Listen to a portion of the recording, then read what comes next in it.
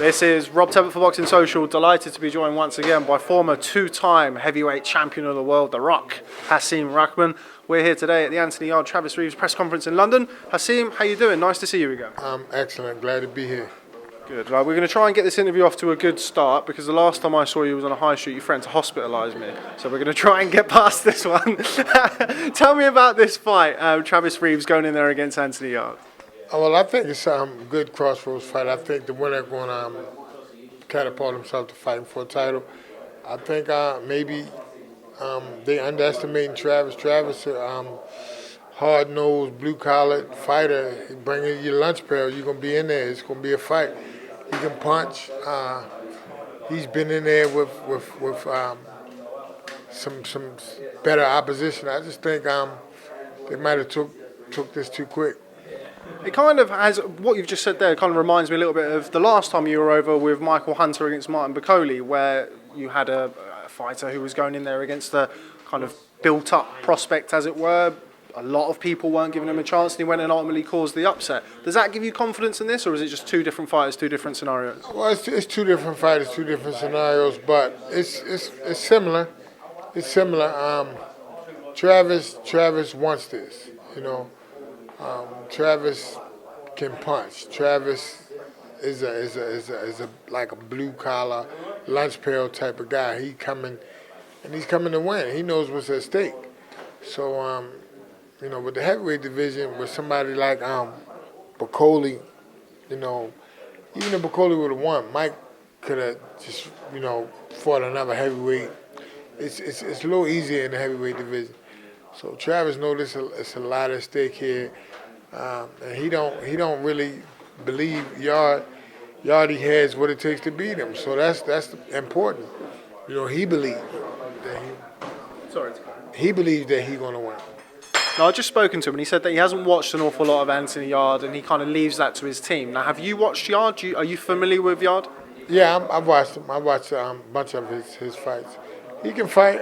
He can punch. But I just think it's a difference between, being able to punch and getting punched. What's going to happen? How you going to respond when you get hit back just as hard? That's the question. Now, Anthony Yarde has been rumoured for a world title shot after this fight. Is that something that you've got an eye on for Travis? If Travis is indeed successful on Friday night, is it world titles you're looking at? I know he boxed for the IBO against Karen Murat. Is it world titles that you're looking for after this fight? Well, we'll take it. We'll take it one step at a time. I have to see how this fight goes first. If this is 12-round, 10-round, 9-round, 8-round war, maybe, he take a fight or two, step-down fights, and then we pursue a world title. But, if this is 4th, 5th round, quick knockout, where it's not much punishment sustained, then we probably can push for a world title immediately. Next. So, it all depends on how the fight goes. You got to watch the fight scenario play out and make your decisions from there. Now, something that I just overheard, which I thought was very interesting, Travis said that his most difficult sparring partner was you. Talk to me a little bit about sparring with Travis. Travis is a puncher. I kind of make Travis move. Like he's got to really, he don't want to get hit by me. So he got to really get out of the way, and that's why, and that's what's going to be important for him fighting anybody. I tell him it don't matter who you fight, put me in front of you. So now I know he can do certain things. So I don't care who the guy is, if it's Yarde, if it's Mr. Peabody, whoever. You always make sure put in your mind that everybody punch like me. So then we work on defense that way. You don't want to. You're not getting paid to get hit. Well, you are, but you're not.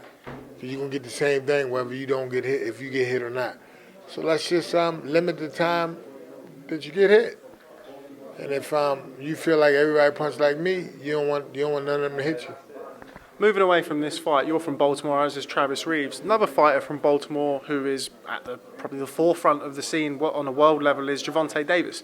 Just your thoughts on Gervonta Davis? Man, he the man. Little Baltimore prodigy. Definitely, definitely gonna make waves around the world, which he's already doing. I think it's some history in the making. This boy gonna make world titles in probably 3, 4, 5 different weight classes. He's a vicious puncher, murderous puncher. So, I mean, he doing his thing. I watched him since he was a little kid. So, he definitely making waves in the boxing world.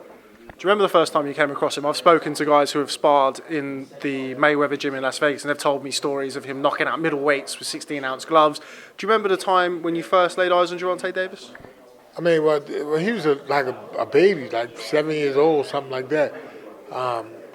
So I watched him fight in the little tournaments, watched him around Baltimore. So yeah, I watched him fight. He was winning like silver gloves and stuff like that, just dominating the amateurs as a junior. So, and then it was just mostly speed then. And then as he grew up and matured, his power was just coming and coming and coming, and it's there now. A lot of people, myself included, would like to see him step into the ring with Vasyl Lomachenko, either at lightweight or if Lomachenko is to return to super feather. Is that a fight you'd be interested in seeing? Of course, I'm a boxing fan. I would love to see him fight Lomachenko. I just think anybody, if Tank hit him clean, it's over. I don't care who you are. I don't care how well you train. Any 130-pound guy, I just think he can knock out. I've seen him knock out middleweight. So he got a lot of potential. And you put any 130-pound guy in there, any of them, I think I'm gonna make Tank the favorite. What is it about Baltimore that breeds these tough fighters such as yourself, such as Gervonta Davis, Travis Reeves? What is it about kind of growing up in Baltimore, Maryland, that produces these type of fighters? Oh, it's a concrete jungle. It's a task just to reach 21. You got to navigate through a lot of struggle, and you're going to get tested. You're going to get tested in the street, in East Baltimore, West Baltimore, this place, that place. You get caught in the wrong neighborhood. I mean, you gotta fight, and or shoot, or I mean, it's a lot. It's a lot. I mean, the things that happen in Baltimore don't happen anywhere else. Like it's a tough place to grow up. I wouldn't want my kids growing up the way I grew up. Just moving away from that, it wouldn't be right for me to get you here, former two-time heavyweight world champion, and not talk about the heavyweight scene at the minute. First and foremost, let's talk about your own fighter, Michael Hunter. When are we going to see Michael Hunter back in the ring? Well, you'll see Michael probably in April, May. We may do something in Las Vegas, but we really want to fight any of these guys in UK. We would love to fight Dillian White. We would love to fight Chisora. We'll fight Joseph Parker. Anybody. Step up. We ready. We can sign a blank contract. Let's go. I'm sure Michael will win even one of those 3 fights by knockout. Michael kind of came onto the scene as like the best kept secret in heavyweight boxing. That was kind of his moniker when he started, and then he's had a couple of good wins. The secret's kind of out there now. He strikes me as one of those fighters that a little bit in the who needs him club. Would you agree with that? Yeah, that's what they're gonna do. That's what they're gonna say. That's what they've been doing. But I mean, you gotta look at this guy. He made the super heavyweight Olympic team in America in 2008. Then he made the heavyweight team in 2012. I mean, he beat everybody. Everybody who's fighting, Mike beat him. Any heavyweight that came out from 2008 to 12, and they were in the amateur scene. If they was in the amateur scene, Mike beat him. So, and the guys that they talking about, the best guys in America, that they talking about the heavyweight, they cannot beat Mike. They don't want that. It's a little saying we say in America, like, nobody wants that smoke. They don't want that smoke. But I'm saying Mike bringing more to smoke. He bringing fire, and they don't want it.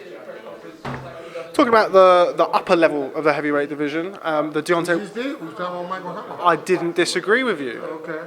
Quiet when I've got the microphone. You said the upper level as if we was talking a low level below, like Tyson Fury, and they're not above Mike. They're not above Mike. Mike can beat Tyson, Anthony, and Deontay. Well, not that I needed corrected, but I appreciate you correcting me. Deontay Wilder, Tyson Fury, that rematch is not happening. Your thoughts on that? I mean, it's a business. It's so much money now that they believe they can make it big. I honestly believe they can make it bigger also. I believe the first fight, I don't think they did tremendous numbers on the pay-per-view, but it was a tremendous fight.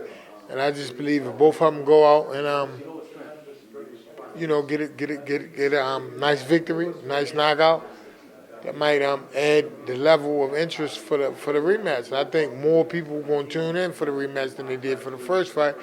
I think they want to see. They want to see can Tyson Fury survive the lethal fist of Deontay Wilder, and they want to see if Deontay can put him down and keep him down. So it's an interesting fight. It's intriguing. So I think they're making the right move instead of going right back to it. I spoke to you before the first fight. You actually picked Deontay to win when we spoke about the fight initially. Draw. What did you make of the first fight? I thought I can't argue with a draw. I can't argue with a draw. I couldn't argue with a draw. I wouldn't have argued if the referee would have just jumped on Tyson and just stopped the fight because he looked like he was just in a coma. He thought he was done. So I think Tyson boxed brilliantly. I think Deontay was had that okay when I hit him I'm gonna knock him out syndrome, and he almost did, but whatever decision they would have made in that fight, I don't really think I could have argued with it. If they would have gave it to Tyson, I don't think I would have argued. If they would have gave it to Deontay, I don't think I would have argued. They made it a draw. It was a compelling, exciting fight, so I can't wait for the rematch. Just finally, Anthony Joshua versus Jarrell Miller. Anthony Joshua makes his US debut. Your thoughts on that fight? I think it's going to be a good fight. I think I'm anxious to see, Anthony get put under some pressure. I want to see Big Baby put the pressure on him and see if he can sustain the pressure outside the comforts of the UK. I think this is another intriguing fight, and I would not be surprised with an upset. Which one of those three fighters would you fancy your chances against? All of them? None of them? One of them? Fury, Wilder, and Joshua? Well, I mean, I would rather fight Joshua first because not to say he would be the easiest, but he's the most conventional. He would be the easiest to prepare for. I mean, because Wilder, some of the punches he throw, I could never prepare for. And Fury, like I said, I might be fighting one round, he might be right-handed. Next round, he might be southpaw, and he throw unconventional punches also. So, only based on conventional boxing, I think it would be the easiest to prepare for Anthony Joshua. Okay, well, champ, always a pleasure catching up with you. Thanks very much for speaking to Boxing Social. There's a big queue of people here waiting to speak to you, rightly so. Look forward to seeing Travis Reeves in action on Friday night at the Royal Albert Hall. My man, thanks for having me. Thanks, Russell.